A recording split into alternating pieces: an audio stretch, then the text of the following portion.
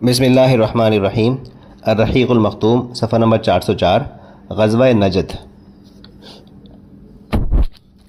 غزوہ بنی نذیر میں کسی قربانی کے بغیر مسلمانوں کو شاندار کامیابی حاصل ہوئی۔ اس سے مدینے میں قائم مسلمانوں کا اقتدار مضبوط ہو گیا اور منافقین پر بددلی چھا گئی۔ اب انہیں کھل کر کچھ کرنے کی جرت نہیں ہو رہی تھی۔ اس طرح رسول اللہ صلی اللہ علیہ وسلم ان بددعاؤں کی خبر لینے کے لیے یکسو ہو گئے جنہوں نے احد کے بعد ہی سے مسلمانوں کو سخت مشکلات میں الجھا رکھا تھا اور نہایت ظالمانہ طریقے سے داعیان اسلام پر حملے کر کے انہیں موت کے گھاٹ اتار چکے تھے، اور اب ان کی جرت اس حد تک بڑھ چکی تھی کہ وہ مدینے پر چڑھائی کی سوچ رہے تھے۔ چنانچہ غزوہ بنو نذیر سے فارغ ہو کر رسول اللہ صلی اللہ علیہ وسلم ابھی ان بدعہدوں کی تادیب کے لیے اٹھے بھی نہ تھے کہ آپ کو اطلاع ملی کہ بنی غطفان کے دو قبیلے بنو محارب اور بنو ثعلبہ لڑائی کے لیے بدوؤں اور اعرابیوں کی نفری فراہم کر رہے ہیں۔ اس خبر کے ملتے ہی نبی صلی اللہ علیہ وسلم نے نجد پر یلغار کا فیصلہ کیا اور صحرائے نجد میں دور تک گھستے چلے گئے، جس کا مقصد یہ تھا کہ ان سنگ دل بدوؤں پر خوف طاری ہو جائے اور وہ دوبارہ مسلمانوں کے خلاف پہلے جیسی سنگین کارروائیوں کے اعادے کی جرت نہ کریں۔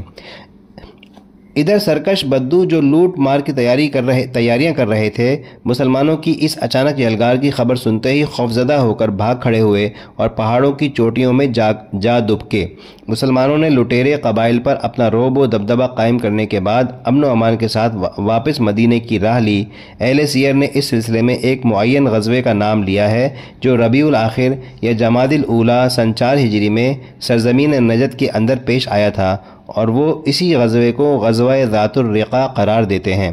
جہاں تک حقائق اور ثبوت کا تعلق ہے تو اس میں شبہ نہیں کہ ان ایام میں نجد کے اندر ایک غزوہ پیش آیا تھا، کیونکہ مدینے کے حالات ہی کچھ ایسے تھے۔ ابو سفیان نے غزوہ احد سے واپسی کے وقت آئندہ سال میدان بدر میں جس غزوے کے لیے للکارا تھا اور جسے مسلمانوں نے منظور کر لیا تھا، اب اس کا وقت قریب آ رہا تھا، اور جنگی نقطہ نظر سے یہ بات کسی طرح مناسب نہ تھی کہ بدوؤں اور اعراب کو ان کی سرکشی اور بغاوت پر قائم چھوڑ کر بدر جیسی زوردار جنگ میں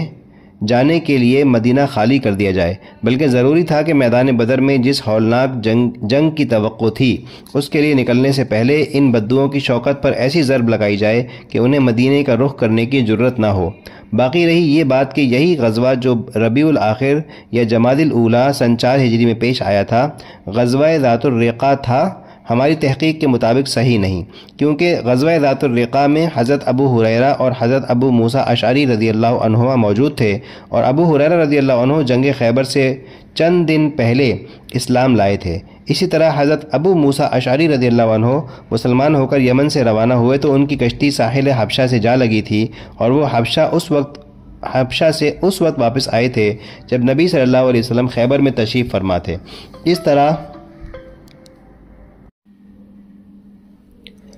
اس طرح وہ پہلی بار خیبر ہی کے اندر خدمت نبوی صلی اللہ علیہ وسلم میں حاضر ہو سکے تھے۔